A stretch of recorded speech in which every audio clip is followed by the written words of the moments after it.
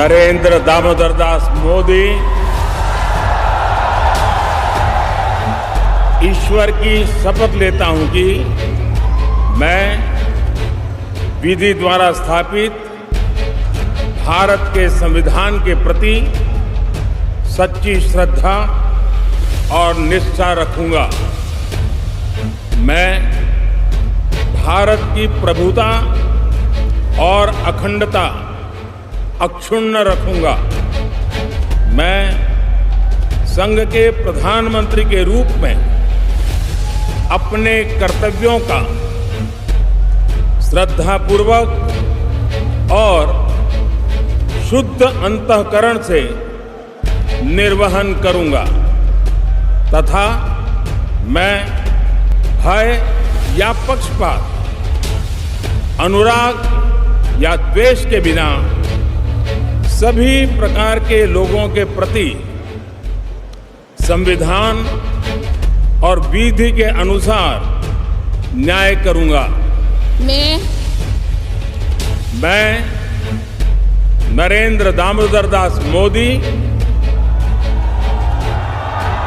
ईश्वर की शपथ लेता हूं कि जो विषय संघ के प्रधानमंत्री के रूप में मेरे विचार के लिए लाया जाएगा अथवा मुझे ज्ञात होगा, उसे किसी व्यक्ति या व्यक्तियों को तब के सिवाय जबकि प्रधानमंत्री के रूप में अपने कर्तव्यों के सम्यक निर्वहन के लिए ऐसा करना अपेक्षित हो, मैं प्रत्यक्ष अथवा अप्रत्यक्ष रूप से संसूचित या प्रकट नहीं करूंगा।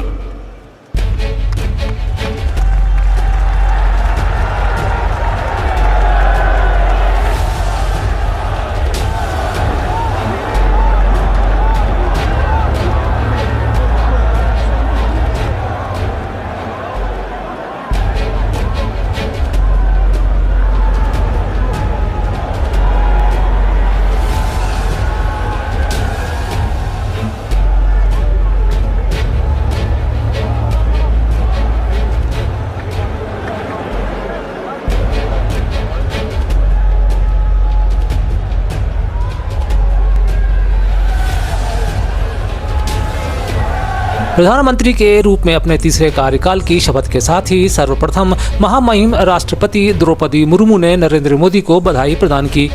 इसके बाद उपस्थित जनों ने भी उन्हें गुलदस्ता देकर बधाइयां प्रेषित की। देश की 18वीं लोकसभा के लिए नवीन सरकार का गठन आज कर लिया गया। लोकतंत्र के कर्मयोद्धा के रूप में देश के पूर्व प्रधानमंत्री नरेंद्र मोदी ने एक बार फिर भारत के पीएम पद की शपथ ली। इससे पहले पंडित जवाहरलाल नेहरू ही एकमात्र पीएम थे जिन्होंने प्रधानमंत्री के रूप में 3 कार्यकाल का निर्वहन किया था। दिल्ली के राष्ट्रपति भवन में राष्ट्रपति द्रौपदी मुर्मू ने उन्हें पीएम पद की शपथ दिलाई। इसी के साथ कुछ विशेष विभागों के मंत्री पद पर सरकार के मंत्रिमंडल के सदस्यों के रूप में भी शपथ दिलाई गई। इसमें मध्य प्रदेश से शिवराज सिंह चौहान का नाम भी शामिल रहा।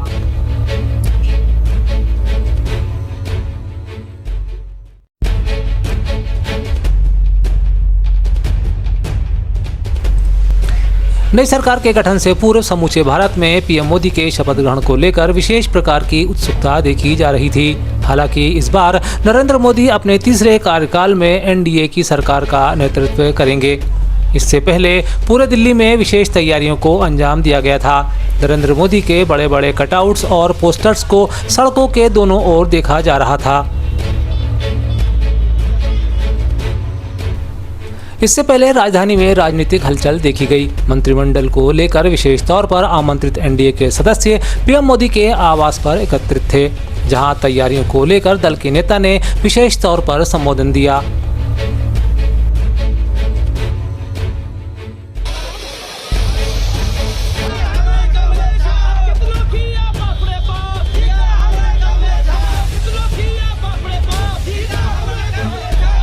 वहीं देश भर के अलग अलग हिस्सों में शपथ ग्रहण को लेकर उत्साह का माहौल भी देखा गया। जगह जगह आतिशबाजी और ढोल ताशों के साथ समर्थकों ने जश्न मनाया और मिठाइयां बांटी। शाम 7:15 पर आयोजित शपथ ग्रहण पर राष्ट्रपति भवन में विशेष प्रकार की साज सज्जा की गई थी।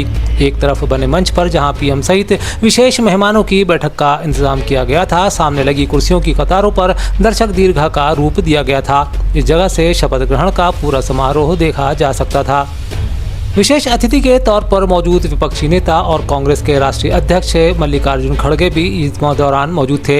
इसी के साथ यहां मौजूद राजग घटक दलों के नेताओं की पूरी भीड़ भी मौजूद थी। खासतौर पर उन लोगों को आमंत्रित किया गया था जिन्हें मंत्रिमंडल की जिम्मेदारी सौंपने के लिए खासतौर पर यहां आमंत्रित किया गया था, जबकि देश के विभिन्न राज्यों के मुख्यमंत्रियों और वरिष्ठ नेताओं के लिए भी बैठने के इंतजाम किए गए थे। राष्ट्रपति भवन की ओर जाने वाले सभी रास्तों को इस दौरान क्लियर रखने के लिए राज्य के कई मुख्य मार्गों को डायवर्ट किया गया था। देश ही नहीं, समूचे विश्व में भारत के निर्वाचित पीएम के शपथ ग्रहण को लेकर खबरें प्रसारित की जा रही थीं। शपथ ग्रहण में विश्व भर के अलग अलग देशों के राष्ट्रपति और राष्ट्राध्यक्ष विशेष अतिथि के तौर पर यहां पहुंचे थे, जो शपथ ग्रहण समारोह के ऐतिहासिक पल के गवाह बने। विदेशों से आने वाले अतिथियों के लिए खास तरह के सांस्कृतिक कार्यक्रमों का आयोजन भी इस दौरान किया गया। दिल्ली में सुबह से ही शपथ पूर्व किए जा रहे विभिन्न कार्यक्रमों के दौरान पीएम नरेंद्र मोदी ने सर्वप्रथम कर्तव्य पथ पर शहीद जवानों को नमन किया। इसके पहले वे नेशनल वॉर मेमोरियल पहुंचे थे। इस मौके पर उनके साथ वरिष्ठ नेता राजनाथ सिंह भी मौजूद रहे। हाल ही कार्यक्रम में पीएम मोदी ने सत्य और अहिंसा और शांति का मार्ग दिखाने वाले महात्मा गांधी को भी भावपूर्ण नमन किया। देश आज वीर शिरोमणि महाराणा प्रताप सिंह की जयंती मना रहा है। इसी कड़ी में शुजालपुर में आज आयोजित कार्यक्रम में मध्य प्रदेश के मुख्यमंत्री डॉक्टर मोहन यादव ने सहभागिता करते हुए पुष्पमाला अर्पित की। इस दौरान श्री यादव ने कहा कि अब नई शिक्षा नीति के माध्यम से मातृभूमि की सेवा के लिए प्रेरित करने वाली महाराणा प्रताप की गौरवगाथाओं से आने वाली पीढ़ियां भी परिचित हो सकेंगी। इस दौरान कार्यक्रम में कैबिनेट मंत्री इंद्र सिंह सहित अन्य गणमान्य साथी उपस्थित रहे।